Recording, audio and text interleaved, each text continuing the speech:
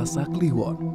Menurut penanggalan Jawa kuno, Selasa Kliwon merupakan malam yang penuh berkah dan anugerah. Saya datang ke sebuah mata air di wilayah Solo, Jawa Tengah, dipercaya sebagai tempat keramat. Di sini, saya bertemu dengan Mas Bagus, Ketua Ikatan Panitrana Indonesia, organisasi yang menaungi paranormal seluruh Indonesia. Dalam kepercayaan Jawa kuno, orang yang lahir pada Selasa Kliwon atau weton Selasa Kliwon dianggap memiliki keberuntungan yang baik dan aura yang bagus. Enteng jodoh dan enteng rezeki karena weton ini dinaungi oleh dua kodam, yakni Nyi Roro Kidul dan Macan Kumbang. Tingginya kepercayaan terhadap malam Selasa Kliwon membuat banyak orang memilih untuk melakukan sejumlah amalan pada saat ini agar keinginannya bisa terpenuhi. Salah satunya keinginan untuk meraih banyak suara, menang pemilu, dan menjadi bagian dari wakil rakyat yang terhormat. Jadi tak mengherankan bila masa kampanye seperti ini banyak calon anggota badan legislatif yang berlomba-lomba melakukan banyak amalan beraroma mistis dan spiritual demi mengejar cita-cita. Saya akan mengajak Anda menelusuri sejauh mana nuansa spiritual mewarnai pemilu kita.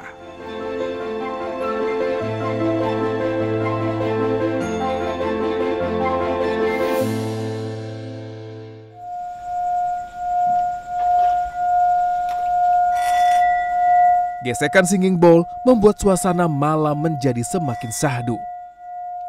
Suara yang dihasilkan mangkuk kuningan ini dipercaya mampu membuat meditasi semakin khusyuk, bisa membuat jiwa dan raga rilaks. Aroma dupa juga dipercaya mampu meningkatkan relaksasi dan konsentrasi. Mas Bagus memimpin jalannya ritual malam ini. Tepat pukul 12 malam, ritual dimulai. Seluruh peserta ritual berkumpul di sebuah pendopo di pinggir kolam. Pukul 12 malam Selasa Kliwon adalah waktu yang paling sakral untuk melakukan ritual dan mencari petunjuk. Karena kalau anggapan orang Jawa itu malam Selasa Kliwon dan malam Jumat sebenarnya Mas, malam Jumat Kliwon itu hari-hari yang sakral. Dianggap hari yang suci lah bagi orang-orang spiritual ataupun kejawen ataupun orang-orang Jawa. Jadi mencari petunjuk itu enaknya emang di titik jam 12 malam ke atas sampai setengah 3 pagi.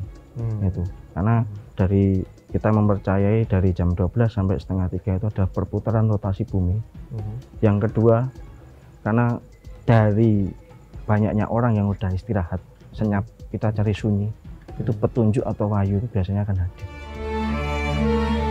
Menurut Mas Bagus, pada tahun politik banyak caleg dan pejabat daerah datang kepadanya dan rekan-rekan paranormal lain untuk mencari petunjuk dan ketenangan jiwa. Para caleg dan pejabat daerah juga datang karena ingin memiliki aura yang bisa memikat masyarakat, menjaring suara, dan terhindar dari kecurangan. Proses mendekat dan meminta petunjuk paritrana atau paranormal dan guru spiritual seperti ini sudah terjadi sangat lama. Biasanya, pendekatan ke paranormal akan dilakukan oleh tim sukses terlebih dahulu. Setelah itu, barulah sang caleg datang untuk menjalankan ritual dan amalan yang disarankan. Dengan musim kampanye saat ini, itu banyak sekali sebenarnya caleg yang meminta bantuan ini ya. Berapa kira-kira peningkatannya? Ini boleh saya bilang ini Mas? Boleh. Ya. Sebenarnya kalau masa-masa kampanye ini sepertinya dari tamu yang hadir 80% ini dari tim sukses Mas yang datang.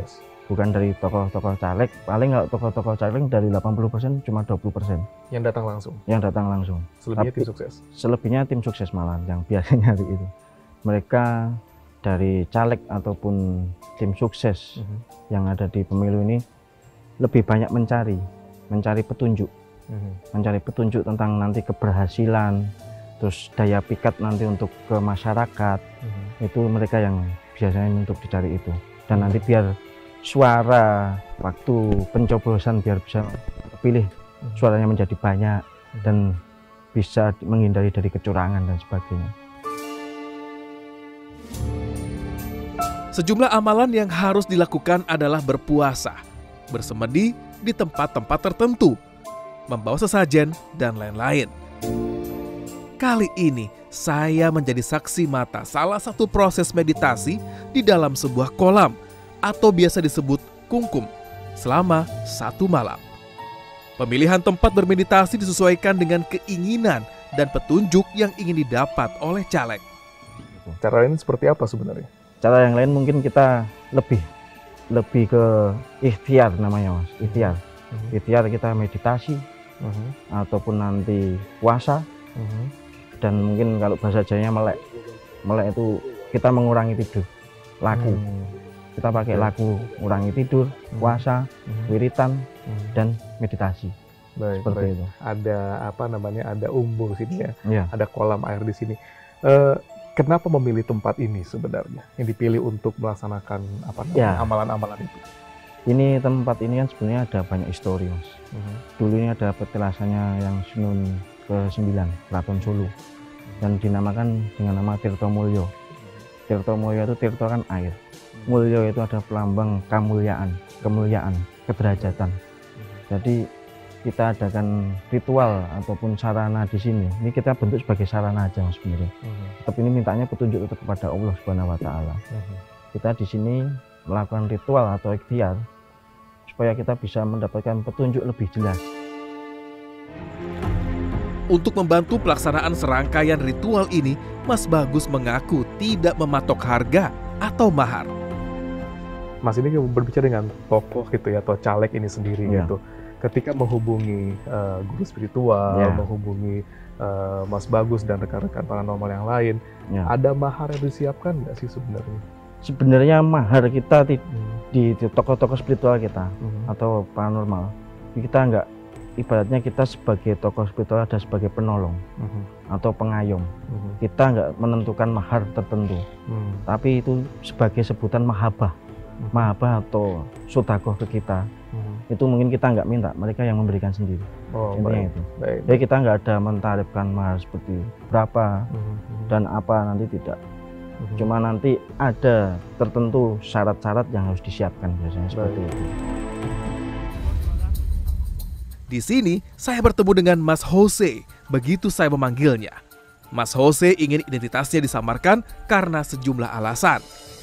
Mas Jose menjalankan ritual kungkum atau berendam di mata air dipandu oleh Mas Bagus. Mas Jose mengikuti apa yang sudah dijalankan oleh senior-seniornya sesama caleg. Ia mengatakan ada yang mengajaknya untuk menjalani ritual yang lebih ekstrim, seperti bersemedi di tempat angker dan memasang susuk. Tetapi Mas Jose menolak. Menurut kalau saya yang lihat, pernah saya temui, pernah juga berkomunikasi. Ada yang juga yang mengajak lebih ekstrim juga ada lebih yang ekstrim. Ya kalau yang biasa-biasa itu seperti mendatangi petilasan itu kan juga ada. Tapi kebanyakan dari mereka itu kayaknya lebih menggebu-gebu, lebih ke ekstrim, seperti datang ke tempat petilasan yang sebenarnya tidak seharusnya dikunjungi itu. Lebih angker gitu. Iya betul, itu ada pakai susuk juga, biar untuk sekali ngomong berwibawa juga ada sih. Itu banyak dilakukan sebenarnya. Ada. Baik. Beberapa. Sedangkan kalau saya kan dari Jawa, dari orang tua juga dari Jawa, saya juga nguri-nguri budaya Jawa. Sebenarnya itu tidak menyalahi selama kita tetap berdoa dengan Tuhan. Tidak terlalu jauh dari nalar gitu ya, Mas? Yang penting tidak terlalu jauh dari akal sehat lah. Kita masih nguri-nguri budaya Jawa. Kalau dulu leluhur kita juga mengajarkan, kalau kamu ingin berhasil, kalau kamu ingin sukses, kamu dibarengi dengan selamat, berdoa, berpuasa. Kalau kamu kuat ya 3 hari, kamu tidak makan. Kalau tidak apa juga kamu itu biasa saja Senin sama Kamis gitu. Mas Jose juga memiliki keinginan yang sama seperti caleg-caleg lain, ingin menang pemilu. membuka aura, dan lebih percaya diri menghadapi masyarakat. Sebenarnya lebih ke untuk biar lebih membuka aura, percaya diri, biar dibukakan jalan sama Tuhan. Saya mengikuti beberapa ini lebih terasa menghadapi orang, bisa membaca karakter orang itu seperti gimana, kita menghadapi seperti apa, emosi kita lebih terjaga, tidak gusrak-gusu, gitu sih. Mas Jose paham masih banyaknya pandangan negatif terkait ritual yang dilakoninya. Jose tidak mempersoalkan itu sepanjang sudah mendapat izin orang tua dan ritual dirasanya sesuai dengan amalan agama yang diyakininya. Kebetulan ibu saya juga sudah tahu, bapak saya sudah tahu, saya berangkat mau ke sini untuk pamit, mau tirakatan. Oh ya hati-hati, karena di rumah juga walaupun sudah beragama tapi masih nguri-nguri budaya, itu masih buat semacam pancen, menjaga budaya, cuma menjaga budaya, buat tumpeng kita ada kayak selawatan, undangan itu masih ada.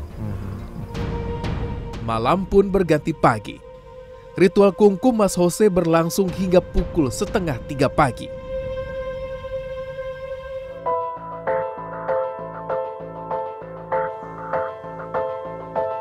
Pagi harinya, saya mengunjungi sebuah makam keramat di lingkungan keraton. Di sini, saya bertemu dengan Mbak Hartati. Berbeda dengan Mas Jose, Mbak Hartati tidak merasa perlu merahasiakan identitasnya. Menurutnya, apa yang ia lakukan adalah hal biasa di kalangan masyarakat Solo, yakni berziarah ke makam yang dikeramatkan atau petilasan.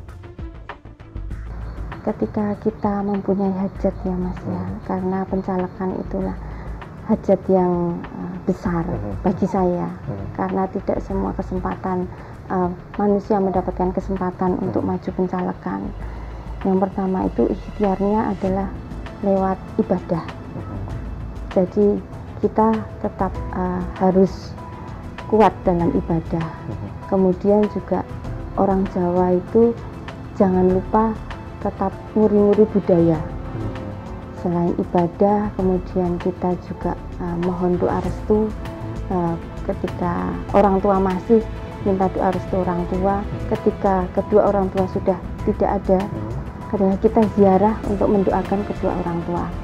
Kemudian juga ziarah ke tempat para leluhur. Di situ kita mendoakan leluhur-leluhur yang sudah mendahului kita doakan bagaimana kita teladani atau mendapatkan karomah dari para leluhur yang sudah mendahului kita gitu, dengan cara ya berziarah itu. Bagi juru kunci makam Ki Gede Sala Pak Adi, ramainya makam Ki Gede Sala selama musim kampanye adalah hal yang biasa. 3 makam keramat di wilayah ini selalu dikunjungi peziarah, mulai dari kalangan biasa hingga pejabat tinggi pemerintahan dari dalam dan luar negeri. Kalau saya rasa yang rawuh ke sini atau datang ke sini caleg itu banyak sekali, apalagi dari luar Solo juga ada, dari mungkin dari Jakarta dan kota-kota lain ada. Tapi yang paling banyak sendiri adalah di kota Solo ini. Gitu.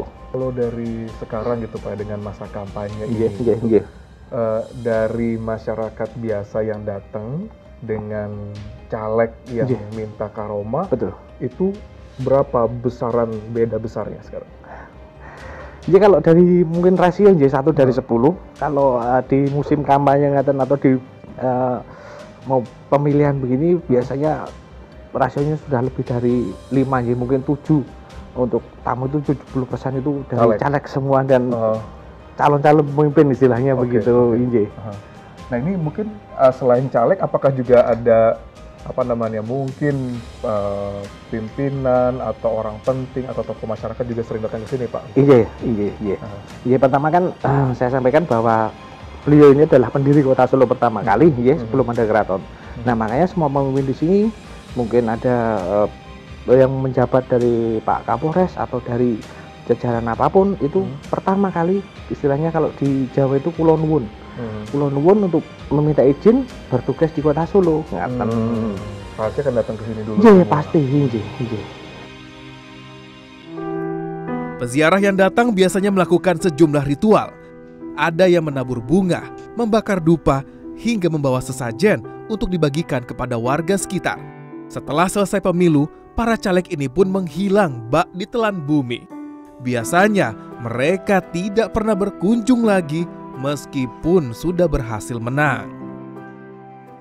Tapi ada nggak sih Pak caleg yang sudah berhasil gitu ya, tapi tidak datang lagi kembali ke sini gitu? Hanya 20% ya kembali. Hanya 20% yang kembali setelah berhasil. Iya, betul. Jadi lupa semua. Iya. Makanya di sini penyakit itu paling banyak sekali di sini. Ketika butuh aja gitu Pak ya, ingat itu ya. Iya, maksud saya itu sudah hilang. Pemimpin pun juga seperti itu. Semua yang memimpin.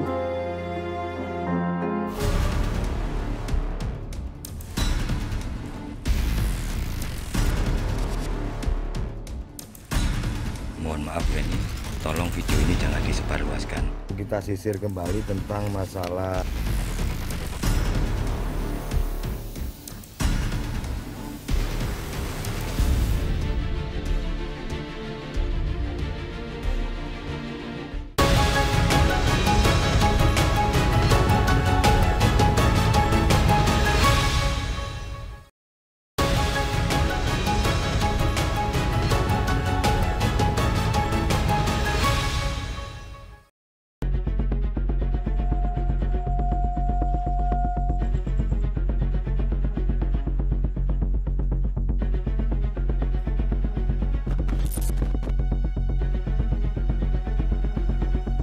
Pemilu kita ternyata lekat dengan nuansa mistis dan supranatural. Bagi banyak caleg, belum afdal bila belum mengunjungi paranormal atau guru spiritual untuk meminta petunjuk, dibukakan aura, hingga meminta perlindungan dari kecurangan di tengah pesta demokrasi.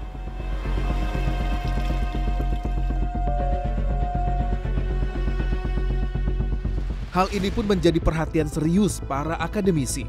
Saya bertemu dengan Mas Ramdon, dosen sosiologi FISIP Universitas Negeri 11 Maret, Surakarta.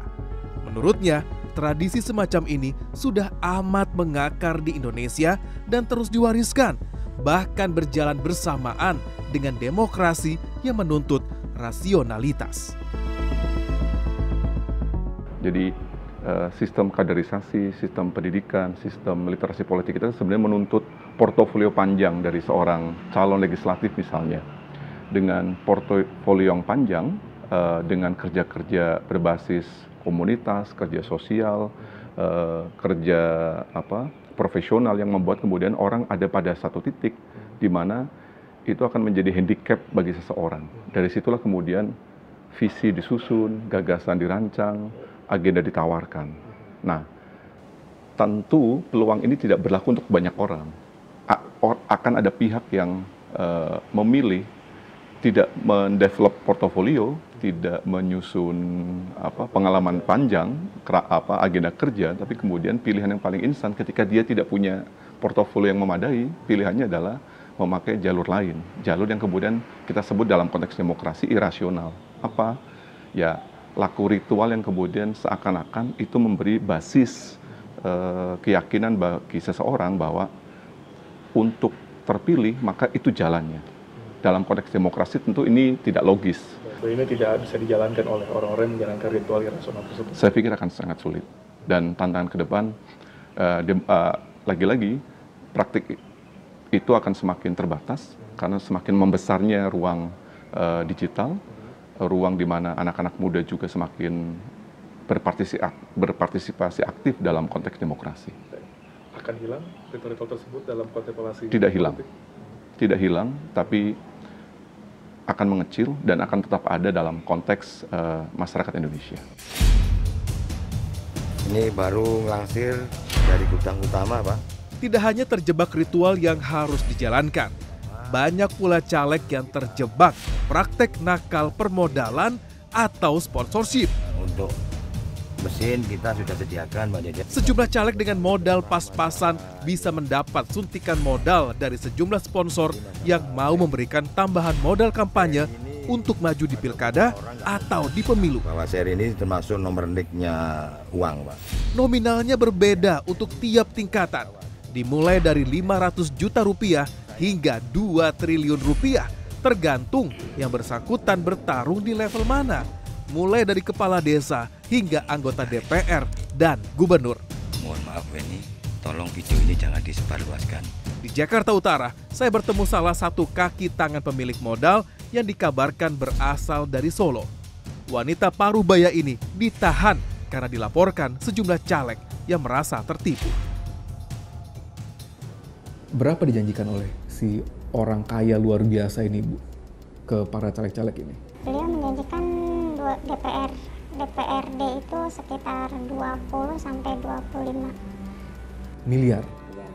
Kalau DPR RI itu mau dibantu sampai 40M sampai 60M. Di atas itu bupati, gubernur? Bupati, gubernur bisa sampai 1 sampai 2T. Bisa dibantu untuk DPRD sampai 40M, bisa? DPR RI 40M, untuk bupati gubernur sampai 2 triliun? Iya, 1,2T. Bu, kalau kayak gitu, Ibu ke mereka ini persyaratan awalnya apa, Bu, yang harus disiapkan orang calon-calon legislatif ini? Hanya proposal aja, data diri. Proposal data diri aja? Tidak ada harus bilang punya harta kekayaan berapa sebagai jaminan? Nggak ada? Nggak ada. Jadi benar-benar hanya proposal kampanyenya dia saja. Mudah ya sebenarnya, Bu, ya? Apalagi disiapkan, Bu, selain dari itu? Itu aja sih. Tapi setelah di Solo beda lagi pas pertemuan. Pas pertemuan di presentasi mereka manajemen, ya malah ujung-ujungnya suruh beli koper. 1 koper dimintanya 5 juta. Jadi mereka sebelum berangkat di Solo tuh mereka suruh beli koper dulu. Berarti koper tuh dibeli sesuai dengan berapa besaran uang yang akan mereka dapatkan gitu. Pak Kapolsek, Pak, kalau lihat dari keterangan Bu Mary gitu, Pak, ini kan ada suatu sistematis proses gitu ya, Pak. Apakah ini dinilai ada suatu atau sebuah sindikat yang memang terorganisir untuk menyasar caleg-caleg butuh duit nih sebenarnya, atau gimana sebenarnya? Nah, ini modus baru juga sebenarnya yang baru kita ketahui selevel Polsek Tambora, bahwa bukan untuk uang administrasi tapi uang untuk membeli koper sebagai wadah uang. Baik. Nah, mestinya kan secara logika sederhana tidak perlu orang pintar sekali bahwa mengetahui ini adalah penipuan. Toh kalaupun betul seandainya ada pinjaman uang kan bisa dipotong langsung dari uang itu hanya untuk sekedar beli koper. Dan saat ini kan jangankan miliaran, kita pinjam uang 10 juta pun harus dengan jaminan. Baik. Dan harus di lembaga yang resmi. Tidak mungkinlah di saat seperti ini ada orang yang mau meminjamkan uang miliaran, hanya cukup membayar uang koper tanpa sama jaminan, proposal. Tanpa jaminan, hanya untuk proposal.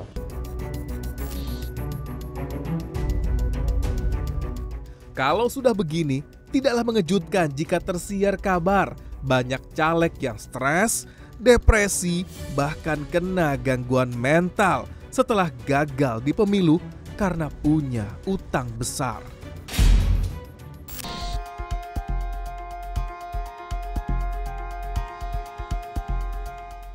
Di Solo, Rumah Sakit Jiwa Surakarta sudah menyiapkan bangsal-bangsal khusus untuk caleg gagal.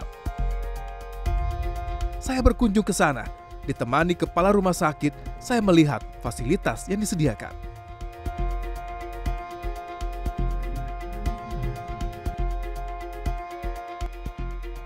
Ya, seiring dengan perkembangan zaman, sekarang problematika kehidupan ini banyak menuntut pikiran yang banyak, ya, apalagi ditambah dengan caleg yang kompetitif, ya, kompetisi tadi, maka kami juga menyadari hal itu. Kami mempersiapkan segala sesuatunya sesuai dengan perkembangan zaman, tuntutan zaman, bahwa saat ini masyarakat peningkatan yang mengalami gangguan jiwa, baik itu depresi maupun sampai tingkat skizofren, itu semakin meningkat dari waktu ke waktu, sehingga kami punya kewajiban untuk mempersiapkan dengan baik.